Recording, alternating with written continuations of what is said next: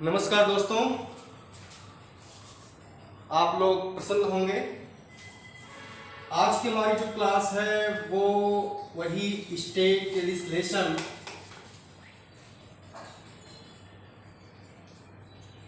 की दूसरी क्लास होगी और जो क्लास 2 मैं यहाँ लिख देता हूँ। क्लास 1 मैं इसके पहले पढ़ा चुका हूँ। आज हमारी जो है दूसरी क्लास होगी। जो लोग आज हमारी वीडियो देख रहे हैं वो हमारा चैनल लाइक, सब्सक्राइब, शेयर करें। चैनल का नाम हमारे है यूनिक एकेडमी इंडियन पॉलिटी। जो दूसरी क्लास आज हमको पढ़ाना है वो है विधानमंडल के सदस्य बनने की योग्यता क्या होनी चाहिए, वो है। उसके पहले मैं ये चाहता हूं कि मैं एक बार फिर रिवाइज कर दूं, क्योंकि कुछ कल के वीडियो में कुछ बातें छूट गई थी जो मैं आपको फिर से बताना चाहता हूं। आर्टिकल शुरू से मैं कर देता हूं तो रिवीजन करने के लिए। आर्टिकल 168 ये कहता है कि राज्यों के लिए विधानमंडल होगा।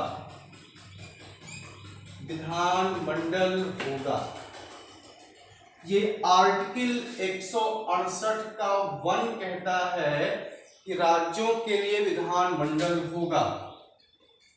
अनुच्छेद 168 का 2 कहता है कि विधानमंडल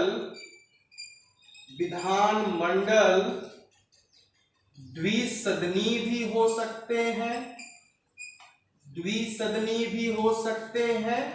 या एक सदनी भी हो सकते हैं।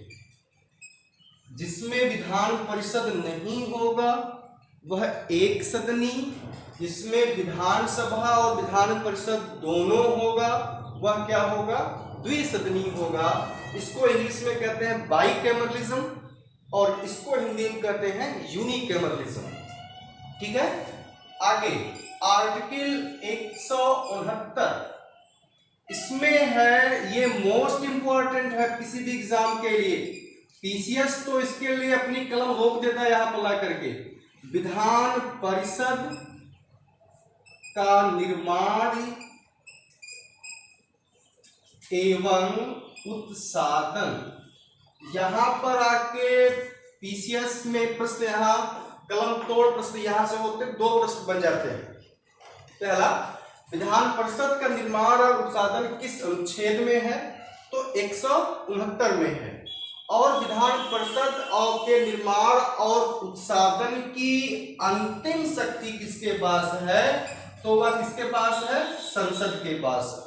ये मोस्ट इंपॉर्टेंट है। अगला 170 ये है विधानसभा की संरचना या विधानसभा का गठन। तो इसमें विधानसभा का संरचना में जो निर्वाचन दोस्तों होता है वह प्रत्यक्ष रूप से होता है। मैंने ये कल बता दिया है, प्रत्यक्ष रूप से जनता के द्वारा होता है। और इसमें एक चीज मुझको कल मिस कर गई थी, शायद मैंने लिखा दिया है। जो यहाँ पर अधिकतम संख्या बताई गई है 500, विधानसभा के सदस्यों की संख्या अधिकतम 500 बताया और न्यूनतम जो मैंने 60 बताया है, ये दोस्तों 2001, मैंने शायद 2011 बोल दिया है, उसको आप मिला लीजिएगा।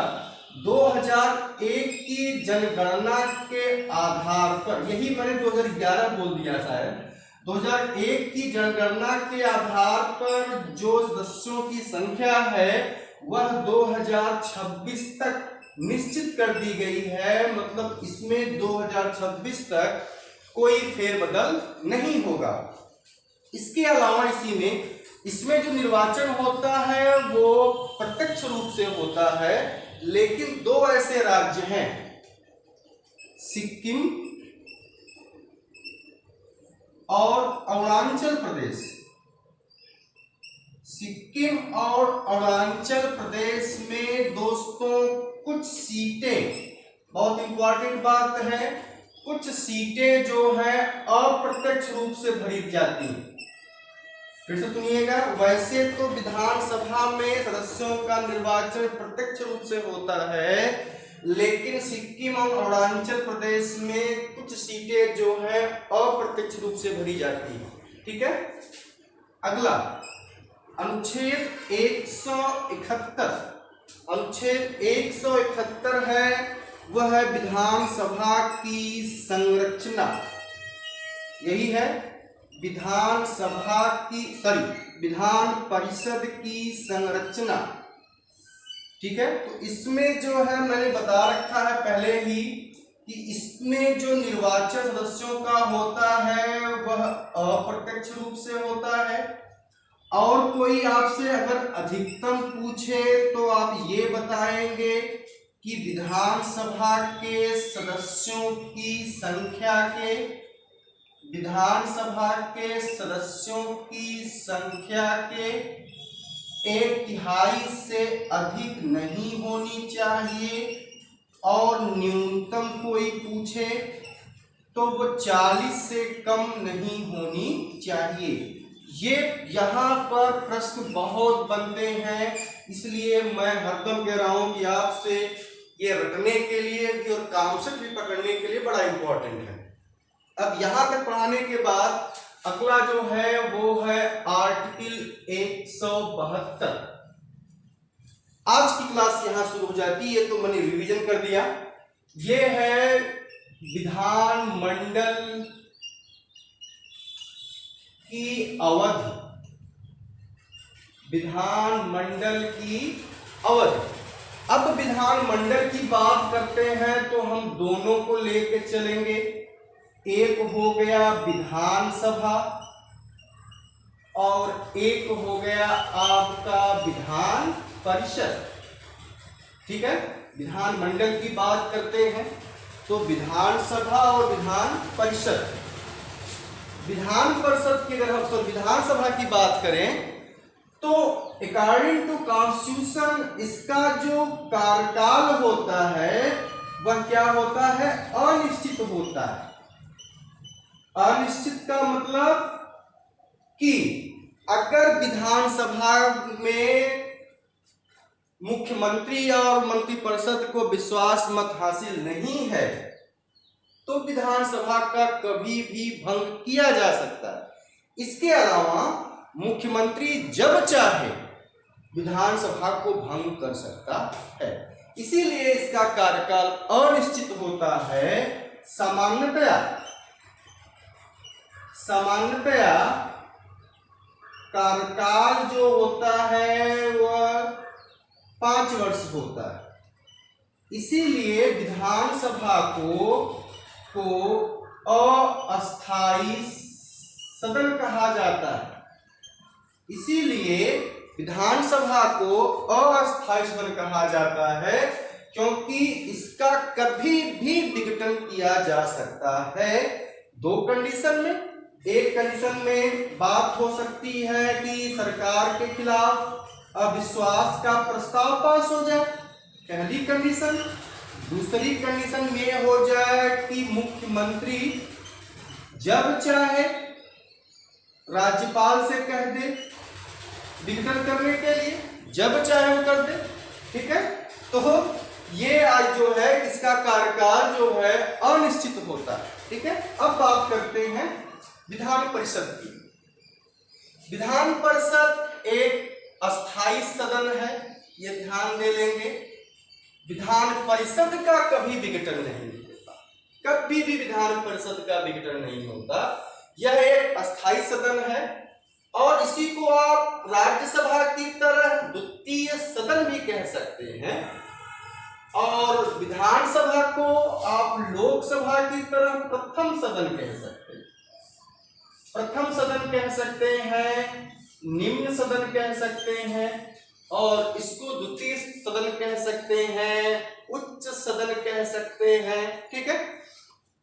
अब विधान परिषद में बात करते हैं तो इसका कभी विघटन दोस्तों नहीं होता, इसका कभी भी विघटन नहीं होता, पहली कंडीशन। दूसरी कंडीशन ये है कि विधान परिषद के सदस्यों का कार्यकाल, विधान परिषद के सदस्यों का कार्यकाल 6 वर्ष होता है। जैसे राज्यसभा के सदस्यों का कार्यकाल 6 वर्ष होता है, वैसे विधान परिषद सदस्यों का कार्यकाल 6 वर्ष होता है। हर 2 वर्ष बाद 1/3 सदस्य अवकाश मुक्त हो जाते हैं। हर 2 वर्ष बाद 1/3 सदस्य अवकाश मुक्त हो जाते हैं और उतने पुनः चुन लिए जाते हैं। अगली बात, पुनः निर्वाचन, मतलब जो अवकाश प्राप्त सदस्य हैं, ऐसा नहीं कि एक बार वो विधान परिषद के मेंबर बने तो फिर नहीं बन सकते, वो फिर चुनकर जीत कर आ सकते हैं और पुनः उनका निर्वाचन हो सकता है। तो ये रहा विधान परिषद और विधान सभा का कार्यकाल जो मैंने बता दिया। अब इसी में आपसे कोई ये पूछ दे कि विधानसभा के सदस्यों का कार्यकाल कितना होता है, तो आप जब विधानसभा का सामान्यतः कार्यकाल 5 वर्ष होता है, तो विधानसभा के सदस्यों का कार्यकाल, अगर यहां से आपसे कोई पूछे कि सदस्यों का कार्यकाल कितना होता है, तो आप क्या बता देंगे? 5 वर्ष होता है। विधानसभा के सदस्यों का कार्यकाल 5 वर्ष और विधान परिषद के सदस्यों का कार्यकाल 6 वर्ष होता है। अब जो आपके लिए यहां से काफी इंपॉर्टेंट है वो देख लीजिए, नोट करके लिख लेंगे। नंबर 1, नोट नंबर 1 क्या, ये सुनिए। जो नई चीज है वो ये है कि 42वें संविधान संशोधन, 42वां संविधान संशोधन 1976 द्वारा विधानसभा का कार्यकाल, बहुत इंपॉर्टेंट बात है ये, विधानसभा का कार्यकाल 6 वर्ष कर दिया गया था। 42 अमेंडमेंट के द्वारा विधानसभा का कार्यकाल 6 वर्ष कर दिया गया था, परंतु 44 अमेंडमेंट 44वें संविधान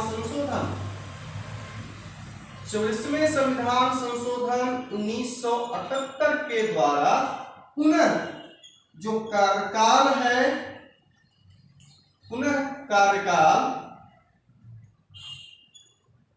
कार्यकाल 5 वर्ष कर दिया गया। तो नोट 1 आपके लिए बहुत इंपॉर्टेंट, नोट 2 कर लेते हैं और इसको मोस्ट इंपॉर्टेंट कर लेंगे। आपातकाल के समय, आपातकाल दोस्तों राष्ट्रीय आपातकाल के समय, राष्ट्रीय आपातकाल के समय विधानसभा का कार्यकाल, विधानसभा का कार्यकाल 1 वर्ष के लिए बढ़ाया जा सकता है। मोस्ट इंपॉर्टेंट, विधानसभा का कार्यकाल 1 वर्ष के लिए बढ़ाया जा सकता है। आपातकाल समाप्त होने पर,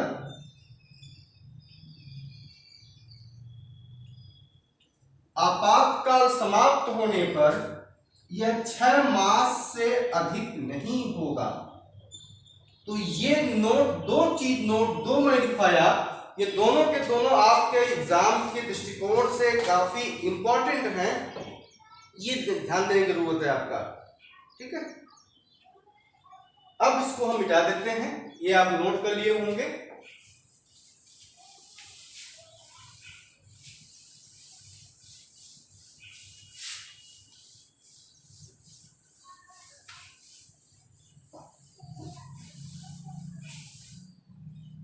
चलिए 172 हो गया, यही ना।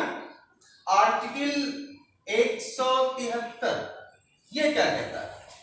173 में है विधानमंडल के सदस्यों की योग्यता, विधानमंडल के सदस्यों की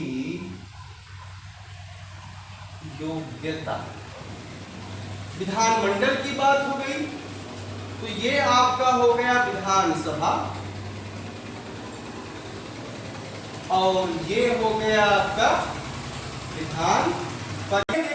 173 विधानमंडल के सदस्यों की योग्यता। तो विधानमंडल की बात करते हैं, विधानसभा और विधान परिषद दोनों की बात करेंगे। यहां पर आप जानते हैं कि भारत का नागरिक हो, ये तो कॉमन सी बात है। यहां विधानसभा का सदस्य बनने की जो उम्र है वह है 25 वर्ष। जो एज डिसाइड की गई है विधानसभा का सदस्य बनने की वह क्या है 25 वर्ष। और विधान परिषद की बात करें तो 30 वर्ष। फिर याद कर लें, फिर रिवाइज कर लीजिए। अगर राष्ट्रपति, उपराष्ट्रपति, राज्यपाल इनकी उम्र सीमा पूछता है तो मिनिमम 35 वर्ष, अधिकतम कहीं का उल्लेख नहीं। अगर यह पूछ दे कि राज्यपाल बनने की अधिकतम उम्र सीमा कितनी है तो आप साहब लिख दीजिएगा संविधान में इसका उल्लेख नहीं है। ठीक है, न्यूनतम पूछे तो उसके में बता रहा, राष्ट्रपति, उपराष्ट्रपति, राज्यपाल 35, लोकसभा और विधानसभा का बनने के लिए 25, राज्यसभा और विधान परिषद का बनने के लिए 30। ये आपको याद होना चाहिए। ठीक है, तो यहां पर क्लियर बात हो गई, 25 वर्ष और यहां पर 30 वर्ष। आगे इसमें एक चीज और बता देना चाहता हूं मैं कि कौन लोग अयोग्य होंगे। अयोग्यता, विधानमंडल का सदस्य बनने की अयोग्यता। नंबर 1, लाभ का पद धारण करते हैं। नंबर बी, पागल दिवालिया हो। लाभ का पद धारण करते हैं। बी, पागल दिवालिया हो। और अगला सी, विदेशी नागरिकता ग्रहण कर लिए हों। ऐसे लोग विधानसभा के सदस्य नहीं बन सकते। अब यहां मैं दो चीजें जो बहुत इंपॉर्टेंट बताना चाहता हूं, ये कोई खास नहीं है लेकिन टॉपिक के अंदर का था तो मैंने बता दिया। अब यहां पर मैं बताना चाहता हूं, इसमें जो सबसे इंपॉर्टेंट, इस टॉपिक से संबंधित जो सबसे इंपॉर्टेंट टॉपिक वो क्या है, वो ये है दोस्तों, अगर इनके आधार पर एक चीज और लिख लें, निर्वाचन के समय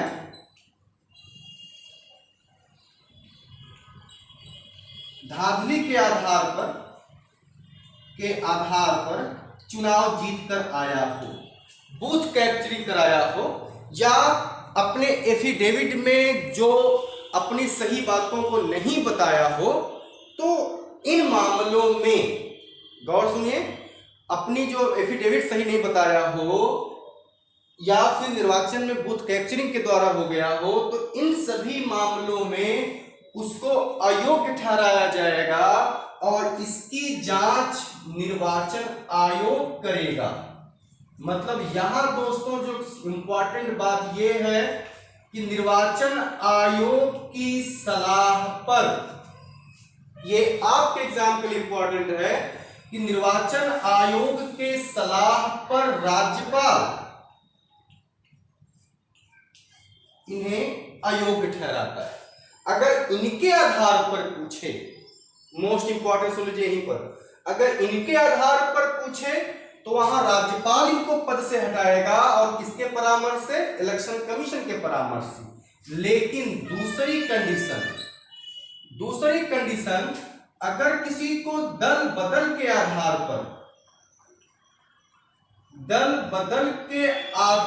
पर हटाने की बात आई, अगर कोई पार्टी को चेंज करता है, दल बदल कहां पर है आपका, वो 10वीं अनुसूची में है। इसको मैं अलग से इसकी क्लास लूंगा, घबराइए नहीं। दल बदल कहां पर है, 10वीं अनुसूची में है। अगली बात जो बताना चाहता हूं, इसके संबंधित 52वां संविधान संशोधन है, इसके संबंधित दल बदल से ही 52वां संविधान संशोधन है 1985। ठीक, तो अगर किसी को दल बदल के आधार पर अयोग्य ठहराने का जो अधिकार है, दल बदल के आधार पर अयोग्य ठहराने का अधिकार जो है, वह विधानसभा अध्यक्ष और सभापति को है। विधानसभा अध्यक्ष और सभापति को है। मतलब अगर यही बात दल बदल की बात करें, ध्यान सुन लीजिए, अगर दल बदल की बात करें और ये अगर हम यूनियन की बात करें, केंद्र की बात करें, तो लोकसभा राज्यसभा, दल बदल लोकसभा में उसको अयोग्य ठहराने का अधिकार अध्यक्ष को होगा और राज्यसभा में उसको हटाने LSRS और राज्यसभा में उसको हटाने का अधिकार किसको होगा? सभापति के पास होगा। दल बदल के आधार पर किसी पर क्वेश्चन लगता है और केंद्र की बात करें तो वहां अध्यक्ष, राज्यसभा की बात करेंगे तो सभापति। और अगर यहां पर ध्यान दे दें, अगर स्टेट की बात करते हैं, स्टेट में दल बदल पर प्रश्न लग जाए तो विधानसभा और विधान परिषद, यहां पर दल बदल के आधार पर विधानसभा का अध्यक्ष और यहां पर दल बदल के आधार पर विधान परिषद का सभापति उसको पद से हटा सकता है। ये दो डिफरेंस बड़ी इंपॉर्टेंट है। अगर इनके आधार पर उसको पद से पदमुक्त किया जा रहा है तो वहां निर्वाचन आयोग की सलाह से राज्यपाल करेगा। केंद्र की बात करें तो निर्वाचन आयोग की सलाह से वहां पर कौन करेगा? तो फिर राष्ट्रपति करेगा। अगर हम यही केंद्र की बात कर लें तो वहां पर निर्वाचन आयोग की सलाह से राष्ट्रपति करेगा और राज्यों में बात करें निर्वाचन आयोग की सलाह से कौन करेगा? राज्यपाल करेगा। लेकिन अगर उसको दल बदल के आधार पर हटाया जाता है तो वहां पर अगर केंद्र की बात करें तो लोकसभा अध्यक्ष, राज्यसभा की बात करें तो सभापति। ठीक है, इसमें एक चीज और इंपॉर्टेंट है, वो क्या है कि एक मामला था कि हो तो मामला, नाम थोड़ा टेढ़ा है लेकिन आपको याद हो जाएगा कि हो तो मामला ये 1992 का है। इस मामले में बहुत ध्यान सुने कि हो तो मामले में सुप्रीम कोर्ट, सर्वोच्च न्यायालय ने कहा, ये इंपॉर्टेंट लाइन है, सर्वोच्च न्यायालय ने कहा, क्या कहा? एक मिनट, इसको मैं मिटा देता हूं। सर्वोच्च न्यायालय ने कहा कि दल बदल के आधार पर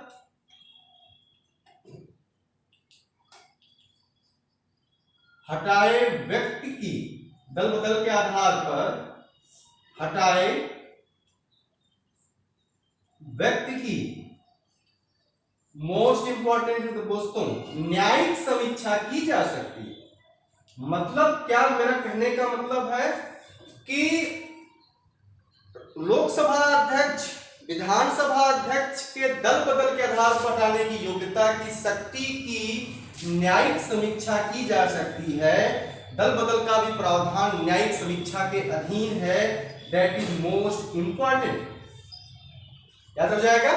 तो ये मामला आपको याद हो जाना चाहिए कि वो तो मामला था, इसमें दल बदल पर जो उसकी शक्तियां हैं वो उसको जो है न्यायिक समीक्षा के अधीन लाया जा सकता है। अगला 173 हो गया, सदस्य बनने की योग्यता हो गया होगा। इसमें मैंने दोनों बता दिया आपको, दल बदल और निर्वाचन आयोग दोनों बता दिया। अब आगे चलते हैं। 100 आर्टिकल 174 राज्यपाल सत्र को आहूत करता है,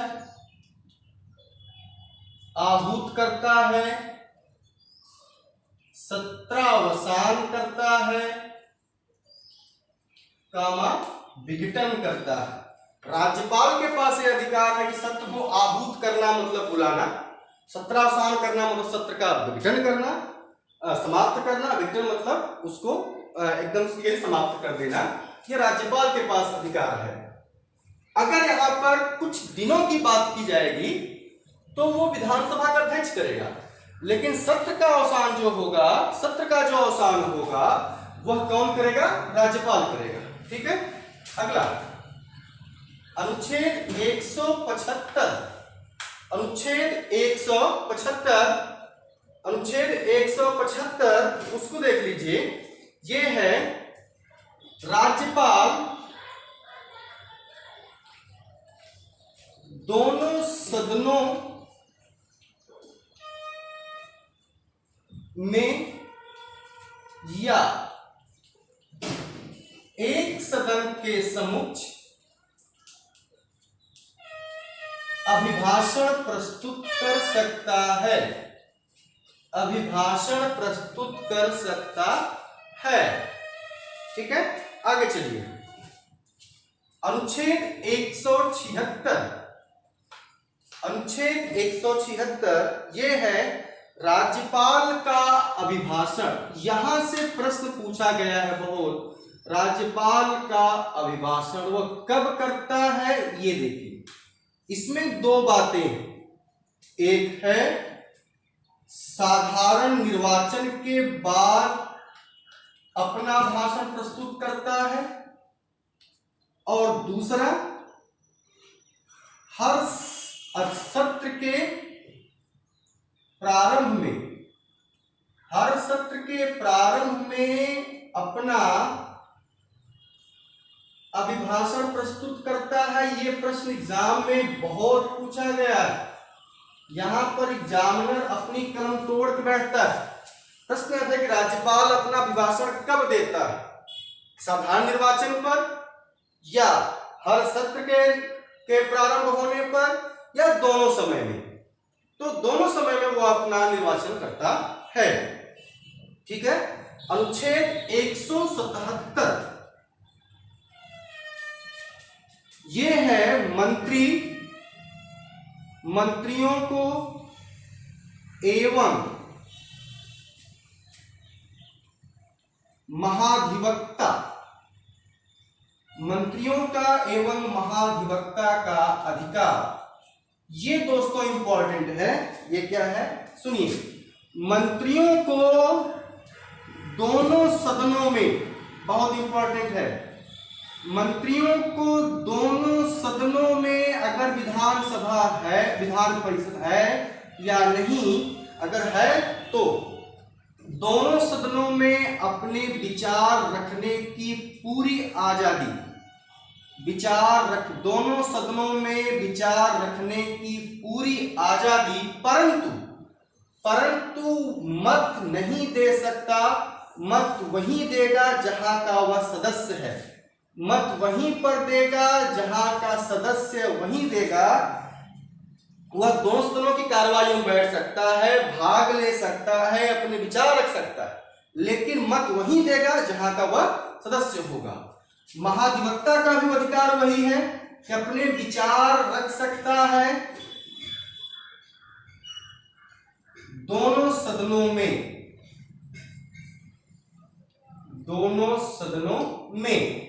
परंतु कहीं भी किसी भी सदन में अपना मत प्रस्तुत नहीं कर सकता, किसी भी सदन में अपना मत प्रस्तुत नहीं कर सकता। तो ये मंत्रियों और महाधिवक्ता का जो स्पेशल अधिकार है।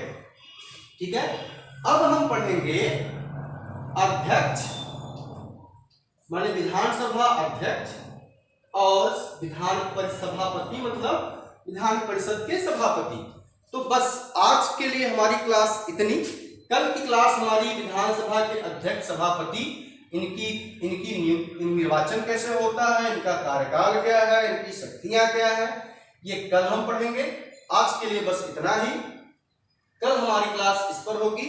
आप जो लोग आज हमारी वीडियो पसंद आई हो उनसे मेरा निवेदन है, कृपया मेरे चैनल को लाइक, सब्सक्राइब और अपने दोस्तों में शेयर करें। और कोई समस्या आती है हमसे, आपसे, तो कमेंट करें। धन्यवाद।